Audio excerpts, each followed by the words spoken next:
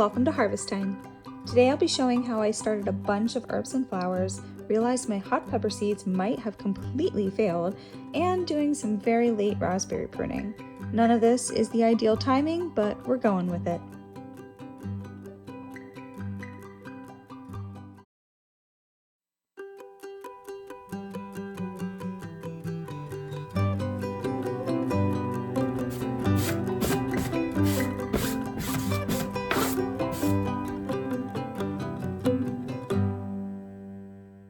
So before I actually plant anything, I'm actually writing out the varieties on these labels, and then I will put the labels in first and then add the seeds. This is the best way that I found so that I don't accidentally put the seeds or the labels in the wrong spots.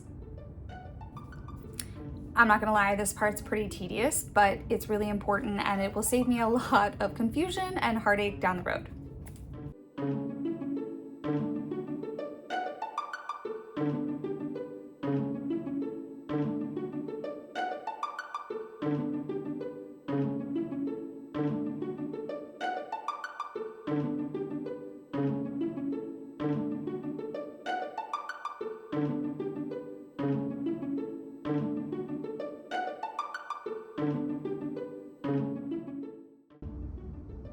That's calendula.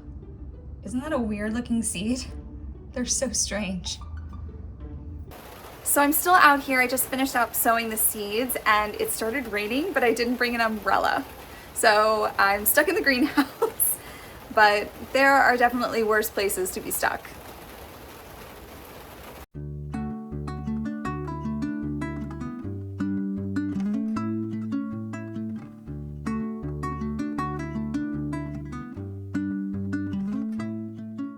I did eventually escape the greenhouse, but the next night I realized that I may have to do a little troubleshooting.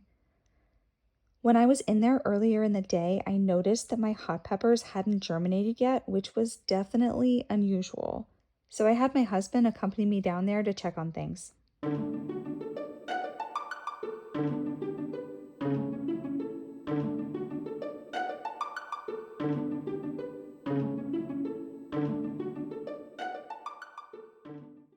I just finished dinner with the family, but I've got to come to the greenhouse because I'm pretty sure all of my pepper seeds have died. It's been 3 weeks since I've sowed these and not one of these hot peppers have germinated. So these actually have a really big humidity dome that works really, really well. And most of the time, because I want the humidity to actually collect, I will close the vents, and that's what I did. Except when I put this in my greenhouse, because actually I sowed these indoors because it was so cold I didn't feel like going out to the greenhouse. So I sowed these indoors and then I put them out into the greenhouse. What ended up happening was the humidity dome was like a greenhouse in itself, and then it was in this greenhouse. It got up to like 95 degrees in here, which was even hotter inside the humidity dome. So I had a sneaking suspicion that I actually cooked these seeds, and that was confirmed by this orange jalapeno. When I opened up the planting hole here, I actually took out the seeds. Did that just fall out? I think that fell out. Whoops. You know what? These are dead anyway, so I'm just gonna get another one. I don't know if you can see in here, but these seeds are more of a brownish color, which is not quite the color I would prefer them to be. But in the other one that I was gonna show you, it had germinated, so it had sent out a stem and they were brown. So I think that these seeds were in the process of germinating, but they got cooked and all of the plants died within the little tiny seeds. And so I have a feeling that none of these are going to germinate. Oh, so that means I gotta sow some more today, and they're gonna be really behind, way farther behind than I'd like, but I would rather my peppers be behind than have no hot peppers at all. Now I am just gonna leave these be and see if maybe by chance a couple of them germinate, and if that happens, then I'll just have some extra peppers. But I don't wanna wait to see what happens in a week or two, because then any seeds that I would start would be that much farther behind. So I'm gonna leave these be, but keep my fingers crossed that the new ones that I am sowing today will be able to at least germinate in time to put outside, maybe late April or early May.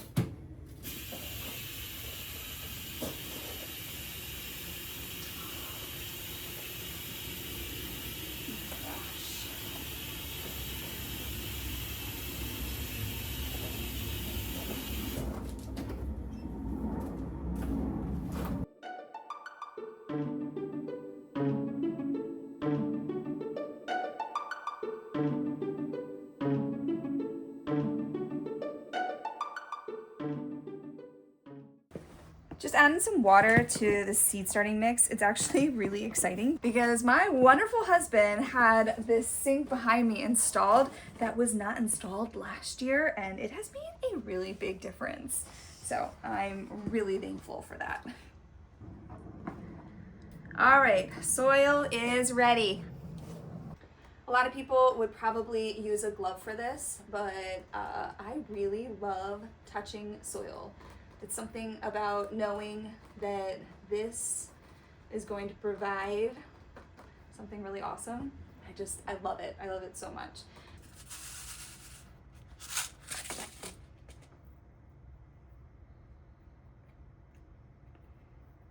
When I have enough seeds, I will try to plant 2 in each cell, but I have a feeling that I'm low on quite a few of these seeds, so I am gonna make sure that I have enough to plant 2 first, and if I do, it'll be at least 2 seeds in each cell.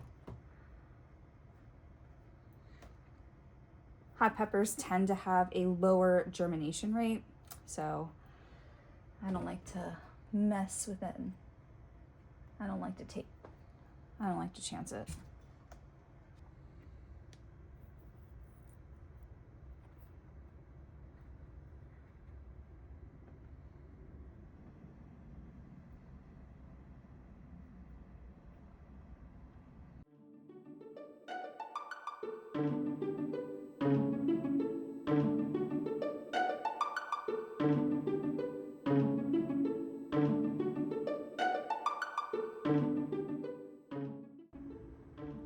This one's called Bulgarian carrot.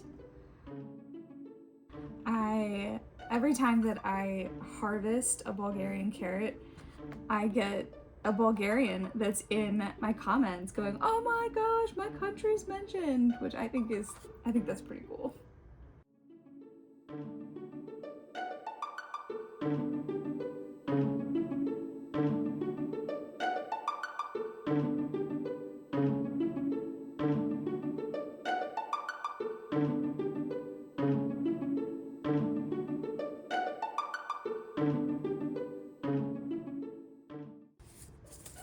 On to my very favorite pepper, and I've got more than enough. These are my lemon drop peppers.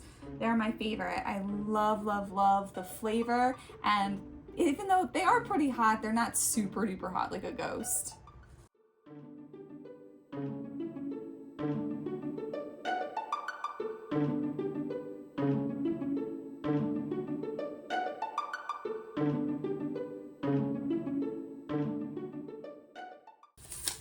This is purple jalapeno from my favorite seed company, Territorial Seed. They're not sponsoring me, but they are a phenomenal seed company, and I love all of the seeds from them. So if you're looking for a new seed company, Territorial is where it's at.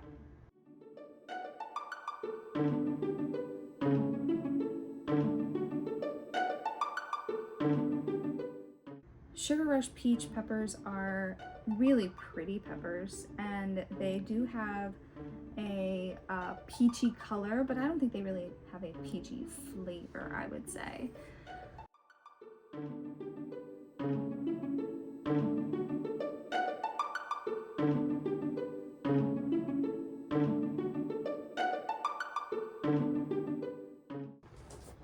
All right, the humidity dome is going on top here, but I'm not actually gonna leave them here because I don't want the same thing to happen.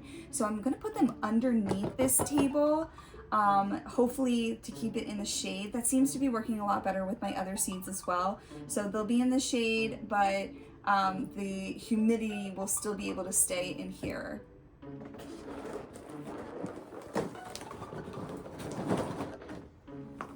I feel much better knowing that if the first seeds don't germinate, that at least I have some kind of backup plan.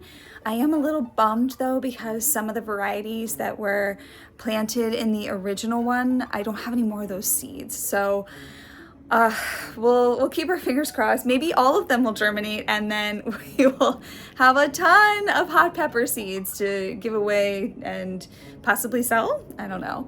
But anyway, I feel better knowing that I've got a backup plan.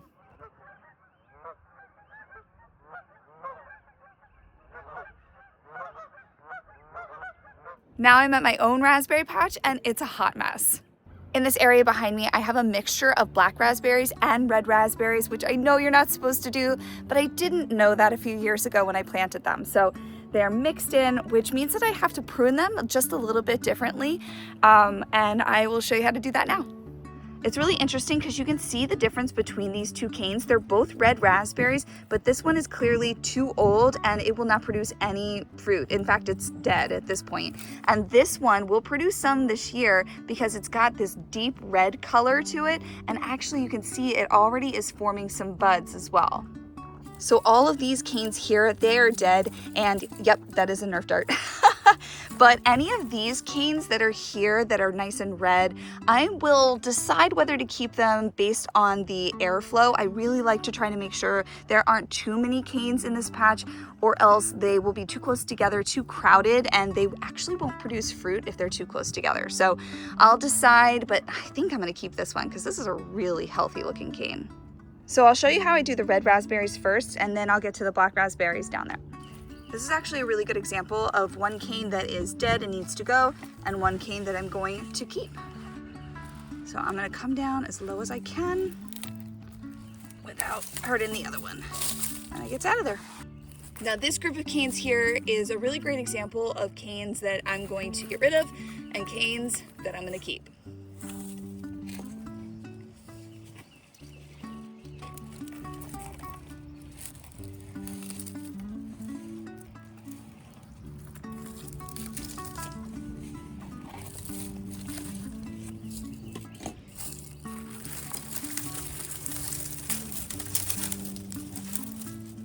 And this one here is so small and it's next to a really healthy cane, so this one's gonna go too.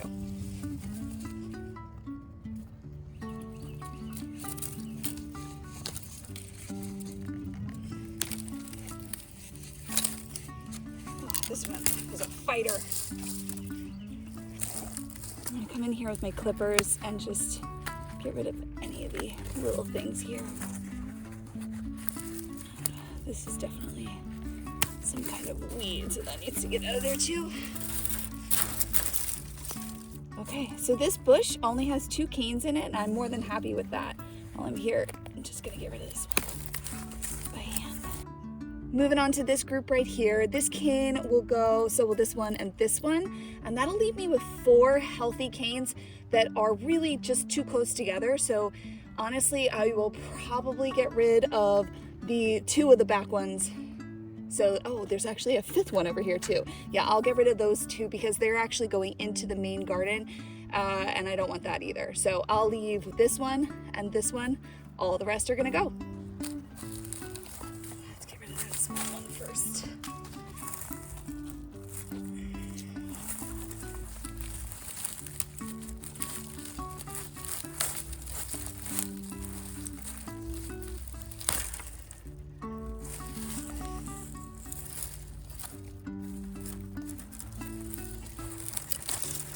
Another dead one. Oh my goodness, I couldn't even see this one right here. Oh no. Between this Nerf dart and that ball over there, my kids have really been enjoying the outside recently, apparently. but I wanted to show you that this cane on the other side of the fence is not supposed to be there. And normally I would cut that down, but it's a really healthy cane and it's all by itself. So I think I'm gonna leave it and then kind of thread it through the top of the fence. And then we'll see if I can try to contain it. Now I've made it over here to my black raspberries, and while I'm definitely going to be getting rid of any dead canes that I see, any canes whatsoever that are still alive and are black raspberries, I'm gonna keep. The red raspberries have slowly been pushing the black raspberries out, so I'm trying to thin more of the red raspberries over in this area and keep literally any black raspberry, small, big, doesn't matter, even if they're right next to each other, all black raspberry canes stay. Even these black raspberries that have grown in this little window egress over here, you guys are staying. Oh, look at this. This bud is actually starting to form a leaf. That's so cool and so early.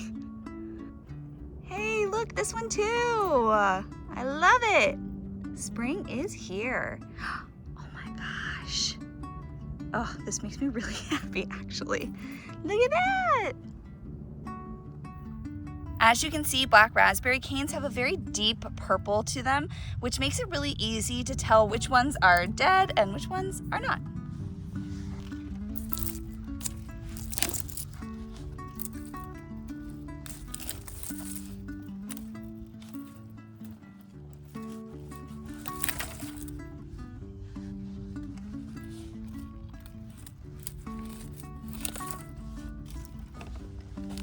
A really, really tiny one, but it's staying. I'm gonna get all of these dead ones out of here.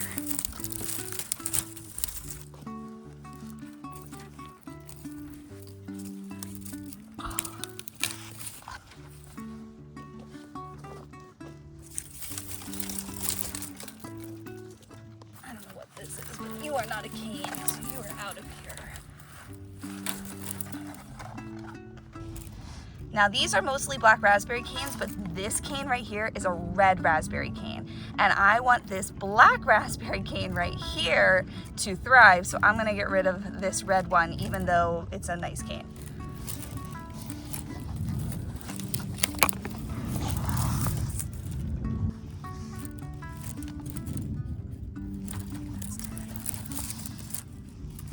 It's a red cane too.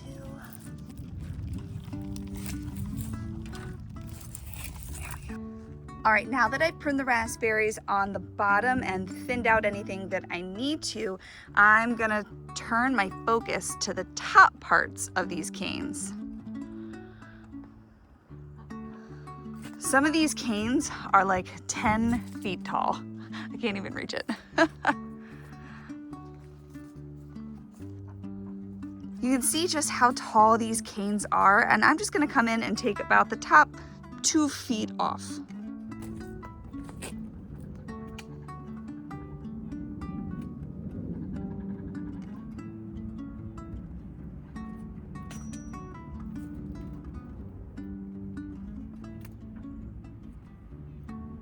I usually do this task in mid-February, but with all of the snow and the super cold temps that we've had this winter, I really didn't get to it until today. So I'm feeling really good that I've got it done, and hopefully I'll get really big, beautiful raspberries and some more black raspberries this year, but fingers crossed.